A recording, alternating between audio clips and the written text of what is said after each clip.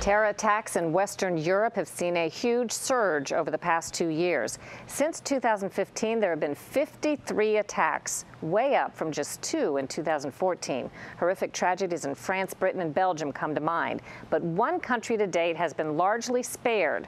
Our Scott Thuman traveled to Italy and found some remarkable reasons why.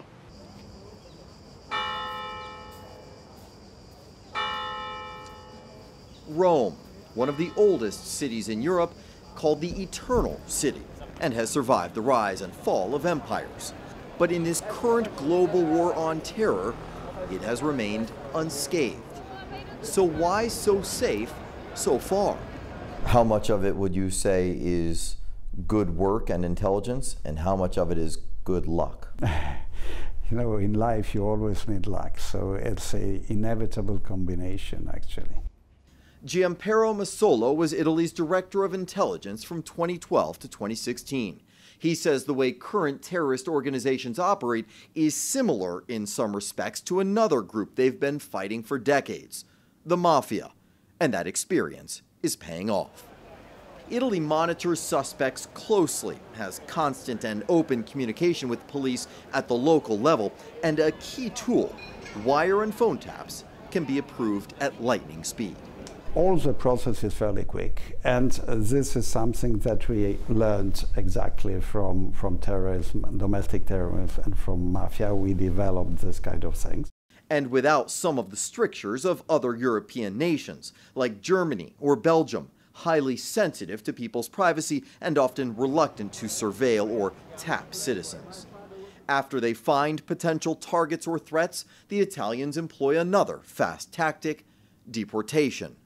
We conduct a very severe policy of expulsions. That is, we kick off people from this country in a very early stage. We don't wait, better sooner than late. And when you decide to deport someone, to kick them out, you can do it pretty quickly, can't you? Yeah. Italy, and specifically the Vatican, has long been under threat, and ISIS has made no secret of its desire to hit the country. In fact, just last year, the terror group renamed its online magazine Rumia. Translation? Rome.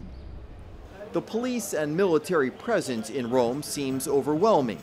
From the Colosseum to the Trevi Fountain, tourists are blatantly reminded of the threat, and would-be attackers reminded of the forces they would face between serious-minded soldiers and a serious array of security cameras. And ironically, there is another mafia factor at play. Nicola Pede of the Institute for Global Studies says that is protecting the country. Italy has a very strict regulation with respect to firearms. And so if you don't have a legal capacity to buy and to hold the firearms, the only chance is to resort to the organized criminality. So if a jihadist or a sympathizer, someone radicalized, wanted to get their hands on weapons illegally, they might have to go to organized crime families or the mafia to get them, and that family may say no. Yes, 90% they will have to refer to them. The Muslim community as a whole also has a peculiar position in Italy. Despite more than 1 million followers living here, Islam is not recognized as an official religion, which makes opening schools or community centers more difficult. The minaret at the Grand Mosque is the only symbol of Muslim faith you'll see in the Roman skyline. But one leader says that's all the more reason for Muslims to be peaceful, with hopes of winning over government skeptics. So to be a good Muslim, you said you also have to be a good Italian. Yes, according to the Quran. Imam Salah Ramadan El-Sayed says efforts to maintain a peaceful reputation for Muslims in Italy is critical work, and sometimes that work takes him behind bars, where radicalization can occur. It's very important to the Imam to visit prisoners, to reach them.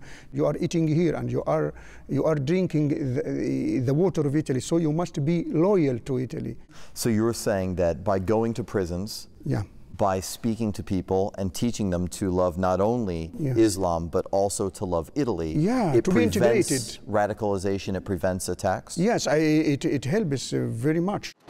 The lack of attacks against Italy may also be partially due to its reduced combat role in the anti-Islamic State coalition, and maybe by avoiding the accusations and labels that might make them a target. Are you saying Italy doesn't make as many enemies? If you look, for example, of the case of Italy with respect to groups like Hezbollah. Hezbollah is not recognized as a terrorist entity in Italy, or the Muslim Brotherhood. So our position is quite different from most of the others. Are you surprised that you've been so successful so far?